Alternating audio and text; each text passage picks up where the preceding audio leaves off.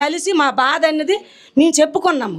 మాకు చేతులు చెయ్యేసి జగనన్న చేతులు చెయ్యేసి మీకు మన ప్రభుత్వం రావడం 3 మాసాలు ఉందమ్మా అక్క చెల్లెమ్మలు, మీ 3 మాసాల్లోడు మన ప్రభుత్వం వచ్చినంత మీకు మనుషులు తీసుకొచ్చి మీకు అప్పచెప్తామనేసి ఆ రోజు మాకు జగనన్న మాట ఇచ్చి మా చెయ్యి బుర్ర తల మా చెయ్యేసి ఆశీర్వదించి మీరేం భయపడకండి అని ఆ రోజు ఇచ్చిన మాట తప్పకుండా తండ్రి స్థానంలో ఉండి ఒక అందమ్ముడి స్థానంలో ఉండి మాకు ఆదుకొని మా మాట ఇచ్చి తెలుగుదేశం ప్రభుత్వాన్ని ప్రతి దగ్గర అడిగేవారు.